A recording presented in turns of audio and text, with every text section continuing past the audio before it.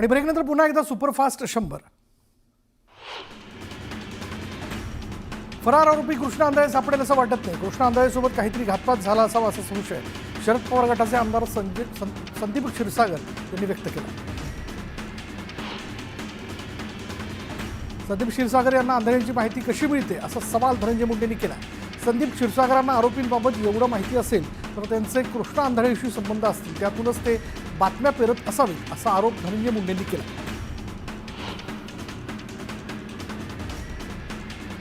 खासदार संजय राऊतांनी आरोपी वाल्मिक कराडबद्दल गौप्यस्फोट करत भाजपवर निशाणा साधला. वाल्मिक कराड राजकारणात येईल आणि राजकारणात आल्यावर भाजपच्या घटात दिसेल असं राऊत म्हणाले.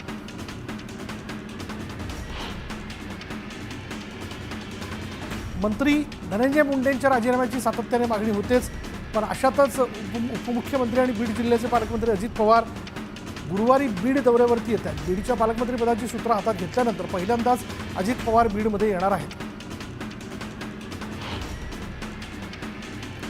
बाबा सिद्दीकींना एका बिल्डरने धमकी दिली होती असा दावा त्यांचा मुलगा जिशान सिद्दीकी यानं केला आहे. बाबा सिद्दीकी दररोज डायरी लिहून ठेवत असत असंही जिशान यानं म्हटलंय. बाबांच्या डायरीत एका स्थानिक नेत्याचं नावही असल्याचं त्यांनी सांगितलं. सिद्दीकींच्या संबंधित चार्जशीटमध्ये माझं नाव नाही. जी घटना झाली ती माझ्यासाठी धक्कादायक आहे अशी प्रतिक्रिया मोहित कंबोज यांनी दिली.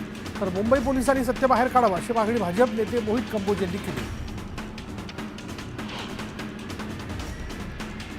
आमची चौकशी करावी, काहीच हरकत नाही. मी चौकशीला सामोरं जायला तयार आहे. आरोप करण्यापेक्षा आरोप सिद्ध करून दाखवा असं आव्हान अनिल परब यांनी केलं.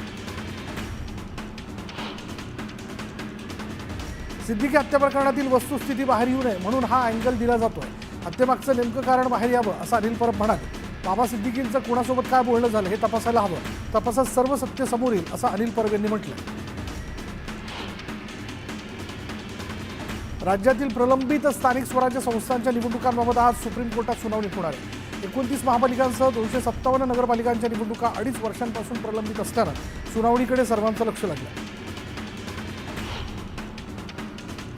मुख्यमंत्री देवेंद्र फडणवीस उद्या दिल्ली दौऱ्यावरती आहेत आणि यावेळी दिल्लीत विधानसभा निवडणुकीसाठी मतदारसंघात फडणवीसांच्या जाहीर सभा होणार आहेत. तर राजधानीत फडणवीसांचा रोड शो देखील करण्याची शक्यता.